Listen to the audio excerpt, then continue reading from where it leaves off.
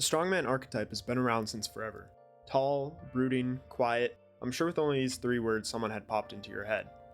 These characters initially come across as jaded and introverted, accompanied with a blank, inexpressive, or hostile stare, only to slowly open up to their companions and completely flip the script by turning out to be one of the most caring and protective characters of the group.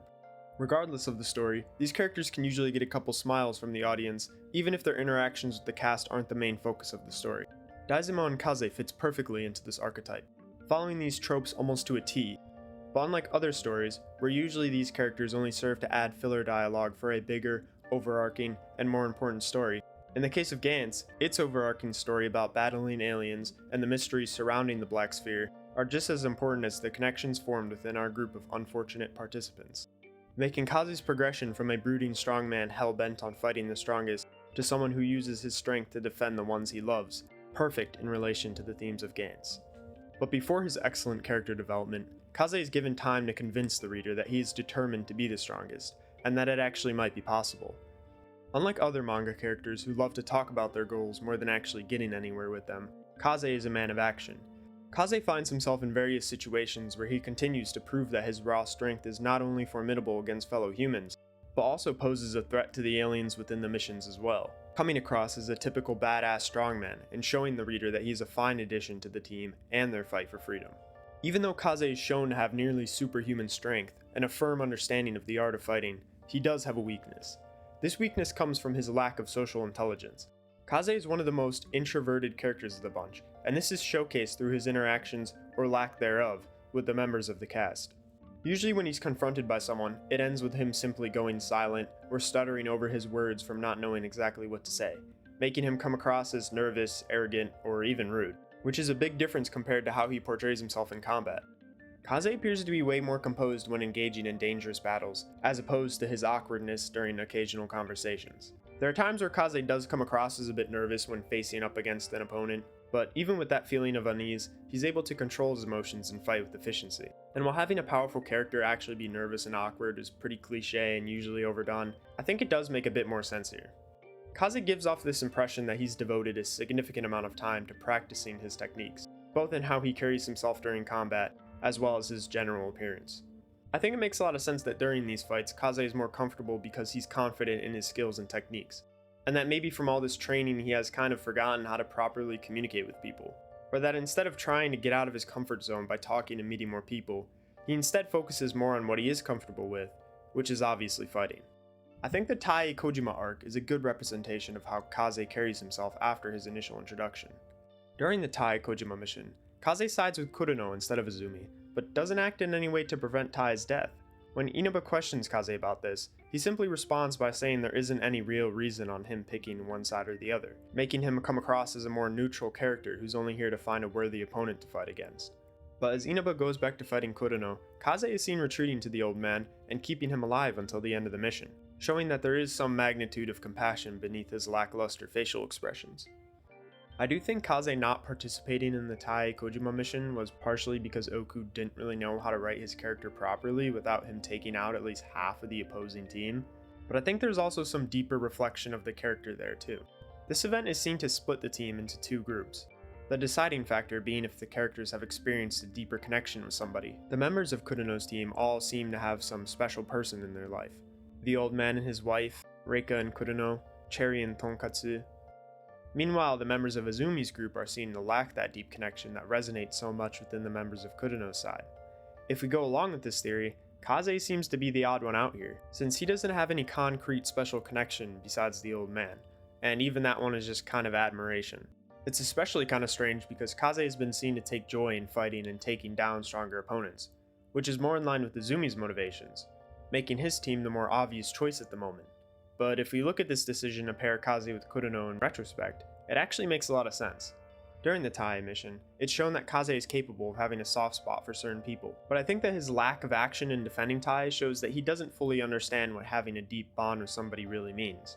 This is backed up further with his later interactions with Mary McLean in the final arc, showing him blushing at Mary's question about ever having a girlfriend, proving that before his death in Shibuya, Kaze never really held anyone near and dear to his heart. I think that Kaze's placement on Kureno's team was alluding to their soon-to-be similar character development, one that he experiences through Takashi and Mary. And considering he was one of the only ones to actually survive the games after developing deep connections with these two people, I think that this choice to place Kaze on Korono's team makes complete sense after having finished the series. Although Kaze played an idle role during the Tai Kojima mission, this would never happen again following the introduction of Takashi Komoto. Takashi acts as Kaze's second half throughout the story, both in the sense of them becoming this inseparable pair, but also in the sense of how Takashi compares to Kaze physically. Obviously, being a child, he is at the greatest risk when it comes to surviving these missions, and his defenseless nature acts as the complete parallel to Kaze's more imposing and destructive presence. While Kaze initially spends the first missions in pursuit of chasing the high he gets from fighting, his focus quickly shifts to protecting Takashi after his introduction to the story. This change begins during the Oni arc, where Kaze is seen going back to save Takashi and taking the responsibility of defending him during the mission. In this mission, we see Kaze get expressive for the first time in the series during his fight with one of the vampires, seeing his love for fighting and the rush he gets from finding a worthy opponent. A stark contrast to a later moment in the series, but we'll get back to this. One detail I really like is how the group misunderstands Kaze's reasoning for staying after obtaining 100 points during the Oni mission. Due to his stern looks and mannerisms, they dismiss his refusal to be free for his want to keep fighting, while in reality, he chooses to stay because of Takashi, showing that there's a bond developing between these two that Kaze lacks with the others. In the following mission, Kaze is given two of the most beautiful moments in the series during the Osaka arc. The first one after he finds Takashi nearly being eaten by a giant-sized alien. After seeing Takashi nearly get killed, Kaze has this moment of realization.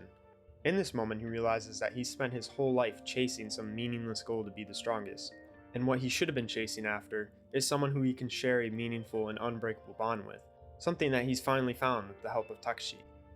This moment acts as a part 1, as it's quickly followed with the big boss fight of this mission. After realizing what his new purpose in life is, Kaze is given quite the scare when the young Takashi gets injured. Expressing real sadness and worry for the first time, Kaze cries out in agony as he holds the injured Takashi in his arms, momentarily losing his cool over Takashi being hurt, before going to take on what was by far the strongest enemy the team had come across. This second fight acts as proof to Kaze's shift in ideals, and showing that proving himself to be the strongest no longer matters to him. Promising to defeat the alien to save Takashi's life, and accepting that not only does Takashi need Kaze, but Kaze needs Takashi too, officially shifting his goals from fighting against the strongest people around to protecting the most fragile person he knows. I think this fight is one of the best moments in all of Gantz. Kaze's realization of his true purpose of protecting Takashi, while simultaneously going up against what he would consider to be the perfect opponent, being a nearly immortal enemy, is perfectly executed.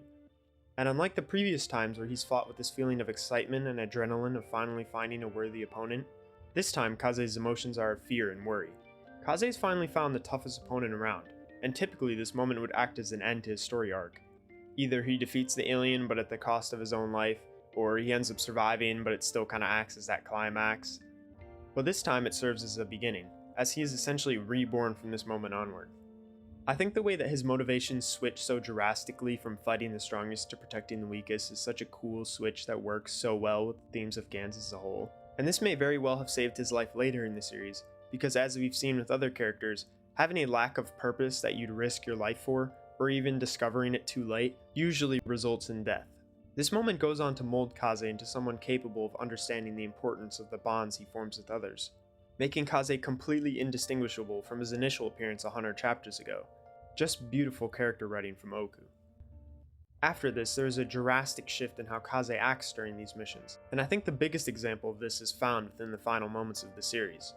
I've seen a general consensus among the Gantz community that the story peaked during the Osaka arc.